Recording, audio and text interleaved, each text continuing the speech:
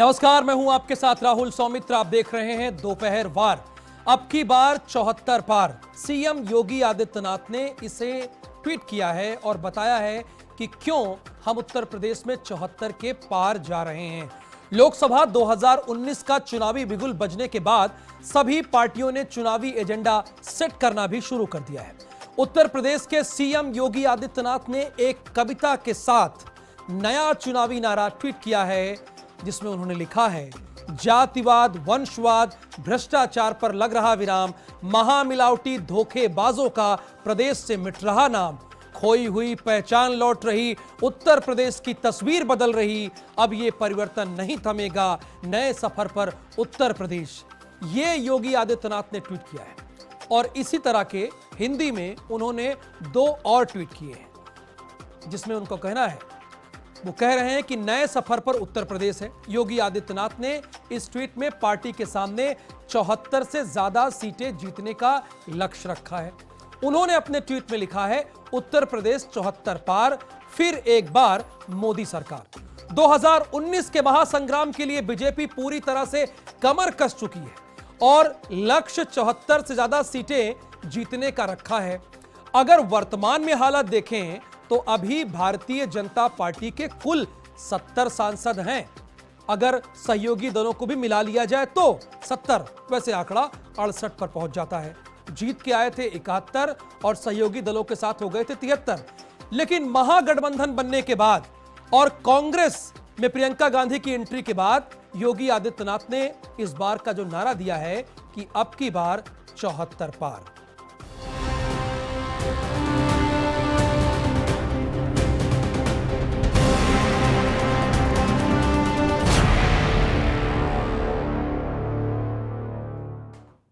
तो सीएम योगी आदित्यनाथ को ऐसा क्यों लगता है कि उत्तर प्रदेश में पिछली बार का भी रिकॉर्ड वो तोड़ देंगे, यानी 73 के बजाय 74 लोकसभा सांसद उत्तर प्रदेश से भारतीय जनता पार्टी की तरफ से, सहयोगी दलों की तरफ से जीतकर पार्लियामेंट में जाएंगे।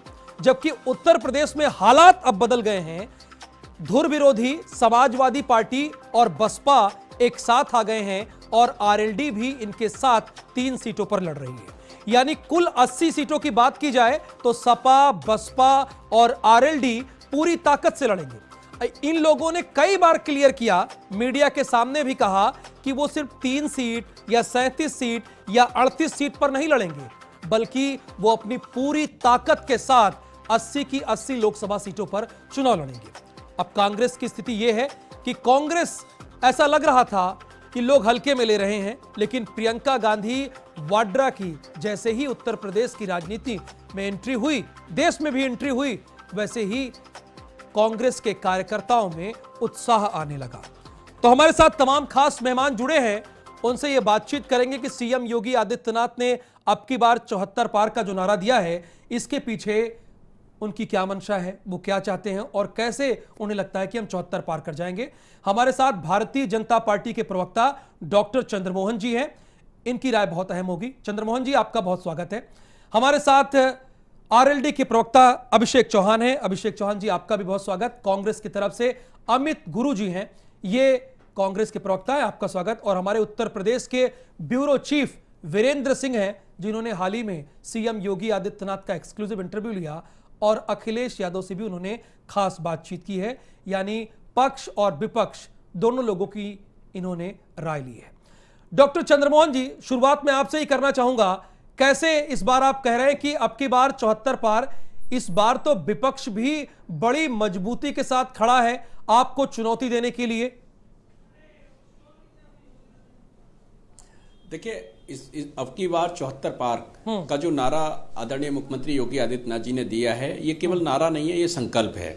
और ये संकल्प है कार्यकर्ताओं के परिश्रम पर, क्योंकि भारतीय जनता पार्टी एकमात्र पार्टी है जो अपने बूथ के कार्यकर्ताओं के बलबूते पर चुनाव के मैदान में जा रही है। हमारे मुख्यमंत्री जी, हमारे प्रदेश अध्यक्ष जी, हमारे प्रदेश महामंत्री संगठन और पूरी भारतीय जनता पार्टी, आज आप देखेंगे कि हर जिले में हमारी बैठकें चल रही हैं, हर जिले में हमारे कार्यकर्ता काम कर रहे हैं, हर बूथ पर काम कर रहे हैं। हमारे राष्ट्रीय अध्यक्ष जी खुद उत्तर प्रदेश में आए और उत्तर प्रदेश भर के सभी बूथ अध्यक्षों के साथ में उन्होंने सीधा संवाद किया।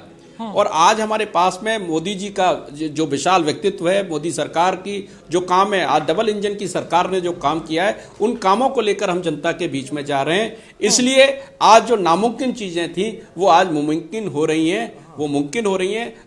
आज नामुमकिन कुछ नहीं है, सब चीजें मुमकिन है। इस मुमकिनता के कारण, क्योंकि आज हमने गरीबों को घर दिया है, आज हमने गरीबों को शौचालय दिया है, बिजली का कनेक्शन दिया है, हमने किसानों की समृद्धि के लिए काम किया है, हमने युवाओं को रोजगार दिया है। तो आज हम युवाओं को रोजगार दे रहे हैं, देश का मान बढ़ाने का काम कर रहे हैं, देश के सम्मान की रक्षा कर रहे हैं। आज राष्ट्रवाद, प्रखर राष्ट्रवाद आज इस देश के युवा के आकांक्षा है। आदरणीय प्रधानमंत्री जी ने जब अपनी मन की बात के कार्यक्रम को, इस सत्र के मन की बात को पूरा किया, तो उन्होंने कहा कि ये एक हमने जो है एक काम किया, एक शुरुआत की है, अब आकांक्षाओं को पूरा करने का समय है और हम फिर मई में मिलेंगे।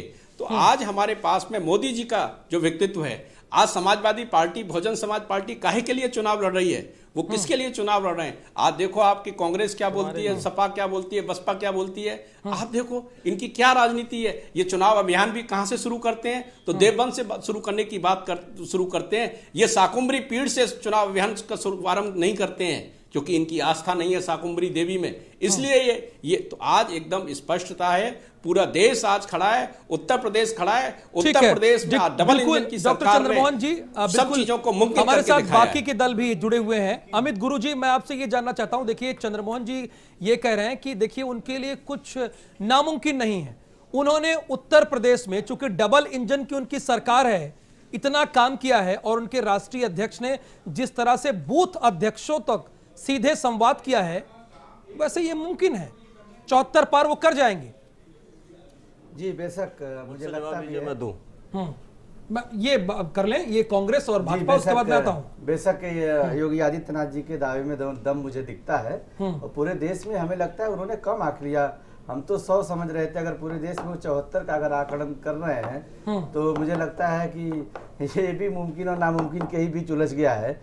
कितना मुमकिन है मोदी के आने के बाद और योगी जी के डबल इंजन के बाद, आप देखिए इनके लिए मुमकिन था हर साल 2 करोड़ रोजगार देने का, इनके लिए मुमकिन था काला धन वापस लाने का। मोदी जी कभी कहा करते थे कि सारे काले बाजारियों की लिस्ट मेरे पास है, कोई बचेगा नहीं। कहाँ है वो लिस्ट? मोदी के राज में ही मुमकिन है लिस्ट गायब हो जाती है। और तो और आप बताऊं मैं 10 सिर लाने वाले थे, ये 10 सिर भी जुमला रह गया। मैं तो कहता हूं पब्लिक के बीच में जब आप जाइएगा तो आपके 5 साल के जो काम काज होते हैं, जो आंकड़े होते हैं, आप देखिए सौमित्र जी 45 सालों में जो रोजगार का दर है वो कितना गिरा है, बेरोजगारी भारत की कितनी गिरी है। इंटरनेशनल लेवल देखिए, इनको मुंह दिखाने लायक इन्होंने काम नहीं किया है। जहां तक अभी हमारे साथी कह रहे थे, आप क्या कह रहे हैं कि ये देश में 74 पार होंगे? हाँ, देश, उत्तर प्रदेश, डॉक्टर चंद्रमोहन देश में ही 74 पार होंगे, उत्तर प्रदेश में 74 पार, वो बहुत स्पष्ट कर रहे हैं। वो नहीं, वो स्पष्ट कर रहे हैं। ये लोग हमेशा ओवर कॉन्फिडेंस में रहते हैं, अपने घोषणा पत्र के एक दावे को आज तक इन्होंने पूरा नहीं किया। और तो और मंदिर के नाम पे 28 साल से ये वोट ले रहे हैं। अध्यादेश तक लाने के लिए लोग 56 इंच का सीना दिखाते थे, वो सारी चीजें हवाई हो गई। मैं आपको स्पष्ट करूं, इनके जुमलों के बीच में देश की जनता अब फंसने वाली नहीं है, और इनका कहना बिल्कुल सही है। देश में शायद ये 74 तक पहुंच जाएं, इसके आगे बढ़ना नामुमकिन ही दिख रहा है। मनोज जी, यहाँ पर डॉक्टर चंद्रमोहन जी कह रहे हैं कि उत्तर प्रदेश और देश में इतना उन्होंने काम किया है कि इस बार उत्तर प्रदेश में 74 वो पार कर ले जाएंगे। उनके पास प्रधानमंत्री का एक क्लियर और स्पष्ट और ईमानदार चेहरा है, देश के प्रधानमंत्री नरेंद्र मोदी, और उसी चेहरे के साथ इस बार वो देश में जैसे 2014 में गए थे, इस बार भी इलेक्शन में जा रहे हैं, और यही उम्मीद है कि वो 74 पार कर ले जाएंगे। सीएम योगी आदित्यनाथ ने इसे ट्वीट किया है। देखिए, चुनाव है प्रधानमंत्री जी का, तो सवाल प्रधानमंत्री जी से होगा। योगी जी तो सिर्फ एक प्यादे मात्र हैं उस सरकार के, एक प्रदेश के। अब की बार थी इस देश में तमाम सारी मौतों की जिम्मेदार वाली सरकार, उसको मैं गिनाए दे रहा हूं एक सांस में। बॉर्डर पे जवानों की मौत हुई, 93% आंकड़ा बढ़ गया। खेतों में किसानों की मौत हुई, 10 डबल आंकड़ा हो गया। ट्रेनों में सवारियों की मौत हो गई, हादसे ट्रेनों के लगातार बढ़ गए, अस्पतालों में मासूम बच्चे ऑक्सीजन के बगैर मर गए। वो संख्या मेरे ख्याल से ये महसूस भी नहीं कर सकते। गांव में जहरीली शराब से मौत हो रही है और वो संख्या पिछली सरकारों से भी 2 और 3 गुना पहुंच गई 2 साल में ही। गांव में डकैतों से बड़े बड़े व्यापारियों की मौतें हो रही हैं, बच्चों का अपहरण किया जा रहा है, उनको मार दिया जा रहा है पैसा देने के बाद। सुनिए, अभी विश्वविद्यालयों में जाति के नाम पे रोहित वेमुला जैसे लोगों को फांसी पे चढ़ जाना पड़ता है, तमाम सारे छात्रों को हत्या करनी पड़ जाती है। अगर दलित का बेटा घोड़ी पे चढ़ जाता है तो इनकी सरकार में उसके साथ किस तरह होता है। अगर कोई मूछ रखा लेता है तो उस व्यक्ति की मूछें कटवा मुड़वा दी जाती है। अमीर बसता है, अमीर मध्यम वर्ग वो भी नोटबंदी और जीएसटी में फांसी लगा के मर रहा है, अपने परिवार को जहर खिला के मर रहा है। मैं पूछना चाहता हूं कि आखिर कौन से बेस पे और किस मुंह से ये संघ के लोग और बीजेपी के लोग वोट मांगने जाएंगे? क्या हमारे सैनिकों की शहादत को जो भुनाने वाले लोग हैं अपनी सरकार बनाने के लिए, उनमें थोड़ी सी भी शर्म बची है? योगी आदित्यनाथ बताएंगे कि उत्तर प्रदेश में जो इतना लॉ एंड ऑर्डर खराब है और लोगों के लिए जो दिनचर्या थी, मैं अभी मोदी जी के उस पे नहीं आया हूं कि जो 15 लाख कहां गए, स्मार्ट सिटी कहां गया, बुलेट ट्रेन कहां गई और 2 करोड़ रोजगार कहां गया, पाकिस्तान डरा कि नहीं। अभी हमारे बीजेपी के साथी बता रहे थे बड़ा विशालकाय व्यक्तित्व है मोदी जी का। साहब, ना तो पाकिस्तान डरा और ना ही चाइना डरा। अगर वो डरता तो भारत के 42 जवानों पे डायनामा वो जिस तरीके से आके वो आतंकवादी उन्होंने हमला किया, उनकी जरूरत ना होती। लेकिन उन्होंने आपके देश में आके 2 सवाल आ गए बस पे इस तरह डॉक्टर अटैक चंद्रमोहन जी, किया। 2 सवाल आ गए और चाइना लगातार देखिए किस तरह बीटो मैं आ रहा हूं। देखिए 2 सवाल आ गए हैं। एक तो यहां पर अमित गुरु जी कह रहे हैं कि ये जो आपने 74 पार का नारा दिया है ये देश का नारा है, उत्तर प्रदेश का नहीं है, और ये उम्मीद कर रहे थे कि 100 का आंकड़ा होगा। दूसरी तरफ मनोज जी यहां पे ये कह रहे हैं कि आप जो कह रहे हैं, 1 मिनट प्लीज सर, प्लीज। पे हंसी आती है, शर्म नहीं आती आपको? प्लीज, मैं मौतों के आंकड़े गिना रहा हूं और आपको हंसी आ रही है। यही आपको जो अहंकार है डॉक्टर साहब, यही अहंकार आपको अगर न ले डूबे तो बताइएगा कि आप चंद्रमोहन जी, मैं सवाल मेरा होगा, 1 मिनट सर प्लीज। बीजेपी मुस्कुराती है, कोई बात नहीं, सब जनता तय करेगी। प्रधानमंत्री 1 मिनट की अंत्येष्टि नहीं हो पाती मनोज जी, और उनकी भावभंगिमा देखिए। मनोज जी, अब जनता पे छोड़ देते हैं ना। अगर जो हंस रहा है, नहीं सुनिए राहुल जी, इन हंसी का खंडन करना चाहिए। इनसे सवाल पूछो कि मौतों पे हंसी कैसे? नहीं, 1 मिनट प्लीज। जनता को नहीं, देखिए हम यहां पर बहस करने के लिए बैठे हैं और जनता तय करेगी। देखिए मनोज जी ये कह रहे हैं, आपने अमित गुरु जी का सवाल तो ले लिया चंद्रमोहन जी। मनोज जी ये कह रहे हैं कि अंतरराष्ट्रीय मामलों में तो फेल हैं। नहीं, अंतरराष्ट्रीय मामले कहां गए? आपने तो बड़े प्रॉमिस किए थे और शहीदों के सर की बात भी, और देश और प्रदेश की भी स्थिति ठीक नहीं है, ये कह रहे हैं। देखिए, समाजवादी पार्टी की बातों का क्या कोई गंभीरता से कोई लेता नहीं है और गंभीरता से लेने की जरूरत भी नहीं है समाजवादी पार्टी को, क्योंकि सबको पता है कि इनके विकास का मॉडल क्या था। इनके विकास का मॉडल रामपुर से शुरू होता था, सैफई में दफन हो जाता था। और जिस तरीके से, अब चुप रहिए, बीच में मत बोलिए, बिल्कुल बीच में मत बोलिए, सुन लीजिएगा, ज्यादा नाटक करने की जरूरत नहीं। नाटक मत करिए, शांति से सुनिए, नाटक मत करिए, ये प्रदेश देख रहा है, ज्यादा बौखलाओ मत, पगलाओ मत, आपकी हैसियत नहीं है। आप मोदी जी के, अरे मोदी जी से घबराए हुए हो, इसीलिए तो अखिलेश जी मायावती जी के पीछे जाकर छिपे। अरे आपकी घबराहट समझ में आती है। अरे यादव जी चुप रहिए, देखिए यादव जी आप घबराए हुए हैं, अखिलेश यादव भी घबराए हुए हैं, आप भी घबराए हुए हो, इसीलिए बहन जी के पीछे छिपे हो जाके। अरे सबको पता है कौन छिपता है। अरे छिपे हुए लोगों, आपकी तो हैसियत नहीं थी 80 सीटों पर चुनाव लड़ने की। ये जो राजनीति कर रहे हो ना, ये राजनीति उत्तर प्रदेश में दफन हो जाएगी। वहां जाके आजम खान के आंसू पहुंचो, पहले रो रहे हैं संविधान के किस पन्ने में लिखा है? रामपुर में रो रहे हैं, मैं चुनाव नहीं लड़ूंगा, ठीक है, मोदी जी की लहर चल रही है, मैं घबराया हुआ हूं, वो चिंगार रहे हैं। 1 minute sir, please 1 minute sir. आपको मनोज जी और चंद्रमोहन जी, देखिए भाषा की एक मर्यादा होती है, प्लीज। आप सभी सम्मानित हैं और इसीलिए भारत समाचार पर आए हैं। आप सिर्फ मनोज यादव नहीं है, समाजवादी पार्टी को यहां पर प्रतिनिधित्व कर रहे हैं, तो प्लीज चाहे मनोज जी आप हो या चंद्रमोहन जी, आप अपनी भाषा की हमें मर्यादा सवाल रखिए सर। पूछने का राइट नहीं नहीं नहीं, है। सवाल राहुल मैं जी पूछूंगा, नहीं पूछ सकता। सवाल मैं नहीं, पूछूंगा, मैं तो आंकड़े मैं क्या सवाल ये मेरे नहीं, ठीक है, आंकड़े गलत है, ठीक है, मैं जो कह रहा हूं गलत कह रहा हूं तो मैं माफी मांगूंगा। क्या ये मौतें नहीं हो रही है क्या? और ये मुस्कुराते हैं, ये सही है? ये सही हो सकता है क्या? बेकार की बातें करते हैं ये। जवाब आने तो ये कैसे कह सकते हैं समाजवादी लोग सवाल पूछने के हकदार नहीं है? मत करो। संविधान अब नाम ये- पूछने अब तो नहीं सब देता है कुछ डॉक्टर जनता के जगदीश बारे में है मनोज जी। संविधान सबके लिए बराबर है। चंद्रमोहन जी बोल लीजिए आप। सबके लिए बराबर है एक संविधान। मिनट, इस बात को ध्यान रखिएगा। मनोज जी सवाल ले लिया आपका, मैंने सवाल ले लिया। मनोज जी सवाल ले लिया सर, प्लीज। चंद्रमोहन जी इनके सवालों का जवाब दे दीजिए। पूरा उत्तर प्रदेश सुन रहा है, आगे भी अच्छा बढ़ो। आपको सुनना पड़ेगा। वही गाड़ी देखिए क्यों देखिए गड्ढे मनोज फंसा जी है? सुनिए एक मिनट। मनोज जी आपका ही सवाल मैं डॉक्टर चंद्रमोहन से ले रहा हूं, अब तो आप शांत रहेंगे ना, आपको जवाब देंगे।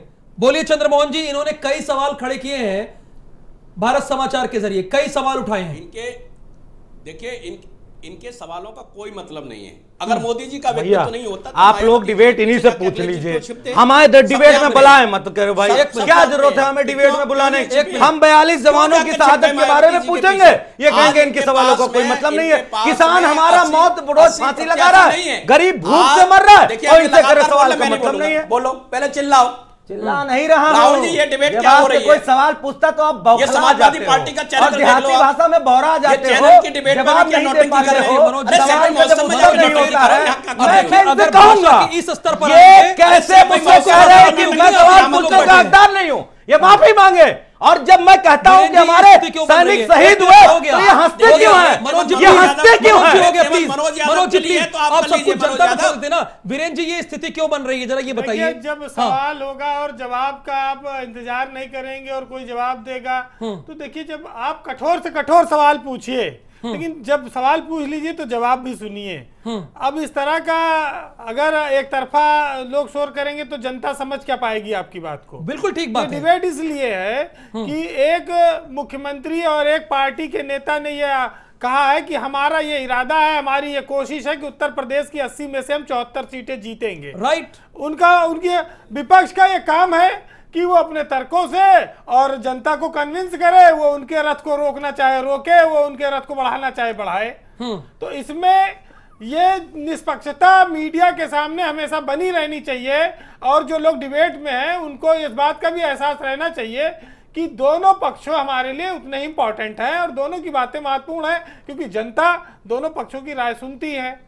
तो ये लड़ाई व्यक्तिगत नहीं है, ये राजनीतिक है। ये वोट चुनाव में जाना और वोट हासिल करने के लिए अपने अपने दावे हैं, तो इसमें कोई झगड़ा या झंझट की बात नहीं है। देखिए सियासत में लोग सड़कों पे उतर के आंदोलन करते हैं, लोग भाषणबाजी करते हैं, वो जनता को प्रभावित करने का, उसको सुनाने का अपना तरीका और है। बीरेन जी अब तो खुला मंच है ना, यानी जो मनोज जी यहां बोलेंगे और जो डॉक्टर चंद्रमोहन जी बोलेंगे, तमाम उत्तर प्रदेश की जनता इनसे प्रभावित होगी। अगर कोई सवाल का जवाब नहीं दे रहा है तो वो भी तो जनता देख रही है ना मनोज जी। अभिषेक जी, अब मेरा आपसे सवाल है, देखिए मुख्यमंत्री ने इसे ट्वीट किया है। अब अगर मुख्यमंत्री ने ट्वीट किया है तो उसके पीछे क्या मंशा है, उनके कुछ प्लान होगा। डॉक्टर चंद्रमोहन जी भी बता रहे हैं कि हमारे बूथ अध्यक्ष तक हमारे राष्ट्रीय अध्यक्ष संवाद करते हैं और हमारी पूरी तैयारी है, हम 51% वोट का लक्ष्य हासिल कर लेंगे। अगर 51% हासिल कर लेंगे तो 74 पार हो जाएंगे, ये उनका कहना है। आपकी राय? देखिए, as a political party Yogi Adityanath भी भारतीय जनता पार्टी क्या इनके रथ को रोक रहे हैं आप या क्या? मैं क्लियर कर रहा हूं। देखिए, एज अ पॉलिटिकल पार्टी उन्होंने अपना एक स्टैंड बताया, उन्होंने अपनी तैयारी बताई, लेकिन जब आप जमीन पे उतरेंगे तो मैं उनकी इस बात को कहीं से, भाई वो उनका मन है, वो क्या कहते हैं क्या नहीं कहते हैं, वो उनकी अपनी तैयारी है, वो जाने। हम अपनी तैयारी और अपने संगठन अपने कार्यक्रम पे जाएंगे। जैसे जिस दिन पुलवामा में अटैक हुआ उसी दिन 5 देश के एयरपोर्ट चले गए अडानी कंपनी को। अच्छा, अब एयरपोर्ट अथॉरिटी ऑफ इंडिया का क्या मतलब रहा? वो सिर्फ मॉनिटरिंग के लिए है।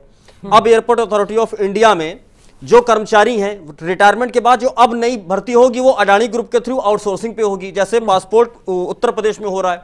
तो हम मुख्य तौर से आउटसोर्सिंग के खिलाफ हैं। भाई, सरकार जब है, सरकारी विभाग हैं, तो सरकारी बच्चे पढ़ें, मतलब हमारे बच्चे पढ़ें, देश के बच्चे पढ़ें, देश का बेटा बेटी उसको लगाया जाए। आउटसोर्सिंग क्यों? हम पुरानी पेंशन को लेकर एक लामबंद हैं, 2004 से लड़ाई लड़ी जा रही है, उसको लेकर लामबंद है। किसानों की जो एमएसपी है उसको लेकर लामबंद है। तो पॉलिटिकल पार्टी अपना क्या काम करती है क्या नहीं करती, हम रोजगार को तो एमएसपी उन्होंने बढ़ाया नहीं क्या?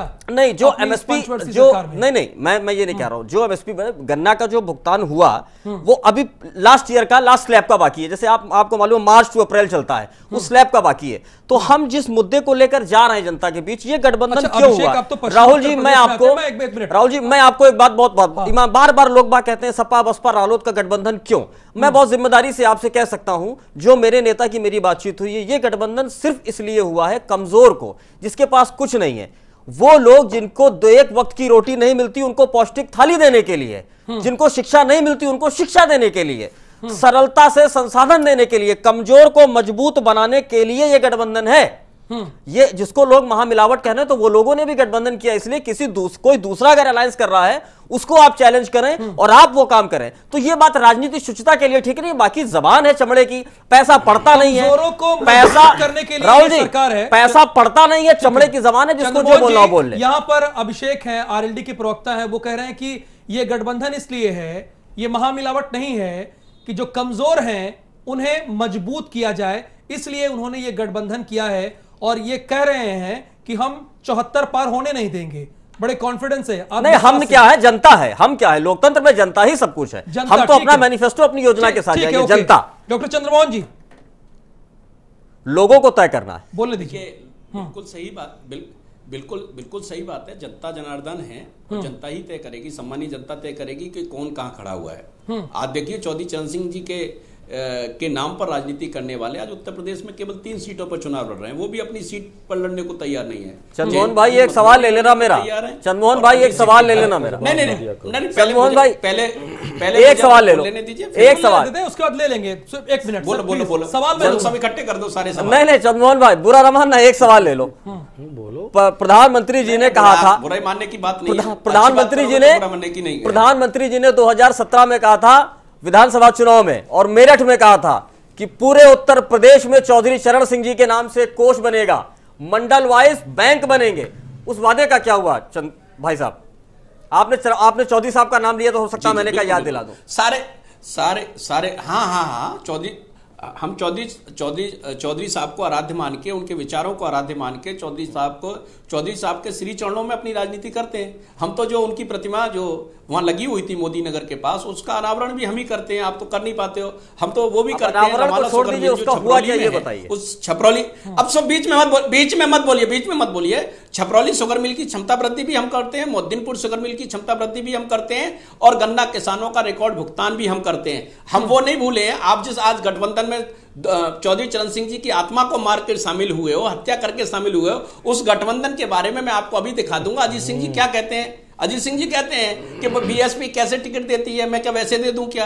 बीएसपी बोली लगाती है, लेकिन वो मेरे पास है, सबके पास है। उसमें कहीं कोई दिक्कत नहीं है, कहीं कोई कठिनाई नहीं है। खुद अजीत सिंह जी की जवानी। मैं आपसे सवाल जवाब नहीं ले रहा हूं, मुझे अपनी बात, मैं आपसे सवाल जवाब नहीं ले रहा हूं। राहुल जी चर्चा कर रहे हैं, मैं आपसे चर्चा नहीं कर रहा हूं। राहुल जी चर्चा को कर रहे हैं, एंकर को एंकर रहने दीजिए। आप और हम एंकरिंग नहीं कर रहे हैं। बोल दिया मैंने, मैं सबका सवाल नहीं ले पाऊंगा। आज हम उत्तर प्रदेश में, मैं कह रहा हूं आपसे, आप किस किसान की बात करते हो? जो किसान मुजफ्फरनगर में बदहाल था, खेत की मेड़ तक दंगा जा रहा था, और अजीत सिंह जी दिल्ली की सरकार, आप किसके साथ हाथ मिलाते हो? किसान मायावती जी को स्वीकार करता है क्या? किसान अखिलेश जी को स्वीकार करता है? अखिलेश जी का किसान से क्या मतलब है? अगर हमने कुछ नहीं किया, हमने अगर खेत को पानी नहीं दिया, खेत को पानी अगर नहीं दिया, तो मैं पूछना चाहता हूं कि अखिलेश यादव जी ने कितनी जगह जाकर लेकर आंदोलन किया, प्रदेश के कितने जिलों में गए? मैं पूछना चाहता हूं अखिलेश जी कि प्रदेश के कितने जिलों में 2017 से लेकर 2019 के बीच में प्रदेश के कितने जिलों में जाकर योगी सरकार के खिलाफ आंदोलन किया? इसका हिसाब दें। उन्होंने किया है, आप लोगों ने तो किसानों के साथ और धोखा किया है, वो बिल्कुल निश्चित तौर पे, और इसीलिए वो 74 पार हो जाएंगे, ऐसा उनका कहना है। देखिए, इन्होंने किसानों के लिए बहुत कुछ किया होगा, मैं सहमत हूं इनकी बात से, लेकिन कैराना में कर देते ना। कैराना में क्यों नहीं किया? वहां भी तो किसान थे। गोरखपुर और फूलपुर वाले किसानों के साथ भी मदद कर देते, उनके लिए भी काम कर देते। फिर आप नहीं कर पाए। किसानों के साथ किया है, मैं इसीलिए इनको नहीं ज्यादा बोलने देता हूं, क्योंकि ये बोलेंगे तो सिर्फ झूठ बोलेंगे, या तो जहर घोलेंगे। इसके अलावा इनके पास कुछ नहीं है राहुल जी।